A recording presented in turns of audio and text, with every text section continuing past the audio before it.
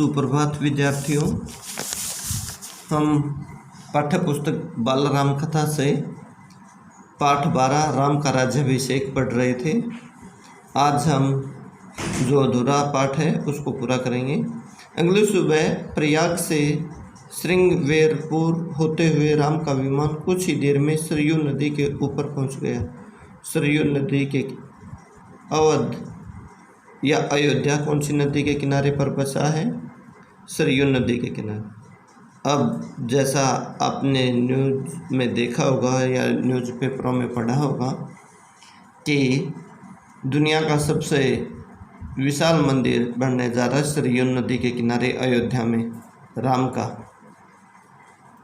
दूर अयोध्या नगरी के भवनों के शिखर दिखाई देने लगे। शिखर होता है चोटी। सबने अयोध्या को प्रणाम किया। उधर भरत से सूचना पाकर अयोध्या में उत्सव की तैयारियां होने लगी। नगर को सजाया गया। शत्रुघ्न राज्याभिषेक की व्यवस्था में लग गए। महल में तीनों रानियां नंदीग्राम के लिए निकल पड़ी। कौशल्या सबसे आगे थी। उन्हें पता था कि राम पहले भरत से भेंट करेंगे। राम का विमान नंदीग्राम उतरा। उनका भव्य स्वागत हुआ। आकाश राम के जय घोष से गूंज उठा। अर्थात राम की जय जयकार हो रही थी। अयोध्यावासी जय जयकार कर रहे थे। राम ने विमान से उतरकर भरत को गले लगाया, माताओं को प्रणाम किया। भरत भागते हुए आश्रम के भीतर गए। राम की खड़ायू उठा लाए, जिसे सिंहासन पर रखकर उन्होंने 14 वर्ष राजकाज चलाया था। झुककर अपने हाथों से राम को पहनाई। मिलन का यह दृश्य अद्भुत था। अद्भुत होता है अनोखा। सबके चेहरे पर प्रसन्नता थी। सबकी आंखें खुशी के आंसुओं से नम थी, भीगी हुई थी। नम होना, भीगना। राम लक्ष्मण ने नंदीग्राम में तपस्वी बाना उतार दिया। तो कहाँ उतारा? नंदीग्राम में।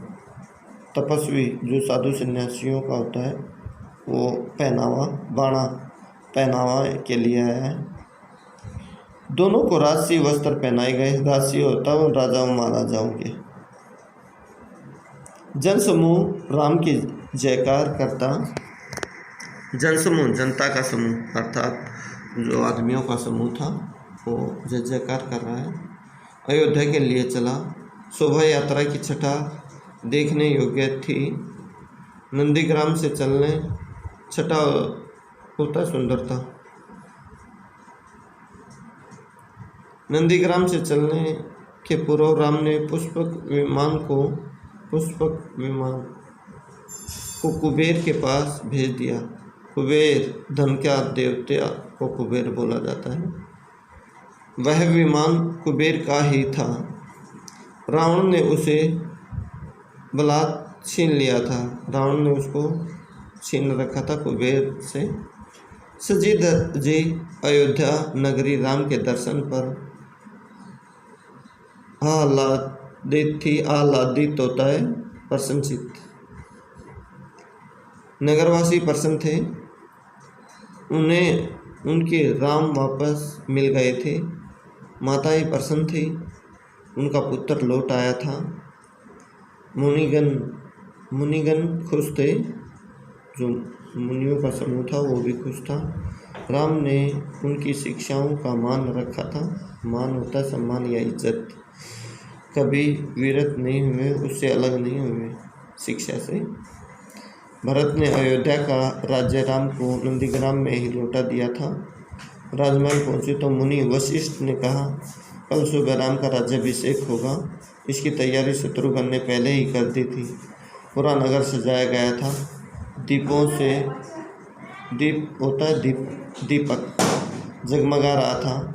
फूलों से सुवासित था। सुवासित होता है सुगंधित से भरपूर हो, जो सुवासित अर्थात सुगंध आ रही थी। वाद्य यंत्रों से झंकृत था। वाद्य यंत्र बज रहे थे अनेक। पूरे 14 वर्ष बाद अगले दिन मुनि वशिष्ठ ने राम का राज तिलक किया।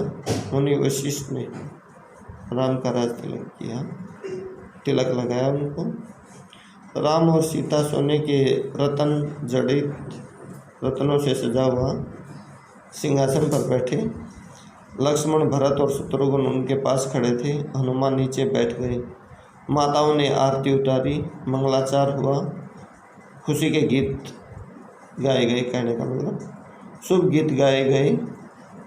राम ने सीता को एक बहुमूल्य हार दिया। बहुमूल्य जिसका मूल्य अधिक हो, अमूल्य जिसका कोई मूल्य न हो। बहु माने अधिक। प्रजाजनों को उपहार दिए, जो प्रजाजन थे उनको भी उपहार दिए गए। अनेक वस्तुएं प्रदान की। सीता ने अपने गले का हार उतारा। वे दुविधा में थी, किसे दें। दुविधा होता है शंका या असमंजस। दुविधा राम ने दूर की। जिस पर तुम सर्वाधिक प्रसन्न हो उसे दे दो। सीता ने वह हार हनुमान को भेंट कर दिया, भक्ति और पराक्रम के लिए। भक्त सबसे बड़े भक्त के रूप में पहचान होती है हनुमान की। पराक्रम होता है वीरता, वीरता के लिए। कुछ दिनों में सारे अतिथि एक कर चले गए। विभीषण लंका लौटे। सुग्रीव ने किष्किंधा की ओर प्रयाण किया। प्रयाण का अर्थ होता है प्रस्थान किया या चले गए। ऋषि मुनि अपने आश्रम चले गए। हनुमान कहीं नहीं गए, राम दरबार में ही रहे। राम ने लंबे समय तक अयोध्या पर राज किया। उनके राज्य में किसी को कष्ट नहीं था, सब सुखी थे। भेदभाव नहीं था, कोई बीमार नहीं पड़ता था। खेत हरे भरे थे, पेड़ फलों से लदे रहते थे। राम न्यायप्रिय थे, गुणों के सागर थे, अर्थात गुणों की कोई कमी नहीं थी। उनका राज्य राम राज्य था, आज तक स्मृतियों में है। स्मृतियाँ होता है यादों में। तो इस प्रकार से विद्यार्थियों, आपको ये पाठ जो लास्ट पार्ट था हमारा, ये पुस्तक हम पूरी पढ़ चुके हैं। ये आपको दोबारा से ध्यानपूर्वक पढ़ने हैं पाठ, और जो एक एक अंक के प्रश्न उत्तर हैं वो रेखांकित करने हैं। आपको खुद प्रश्न और उत्तर खुद बनाने हैं। एक एक अंक के अंडरलाइन करोगे प्रश्न उत्तरों को। बाकी अभ्यास के फिर लिखेंगे हम प्रश्न उत्तर। तब तक के लिए धन्यवाद।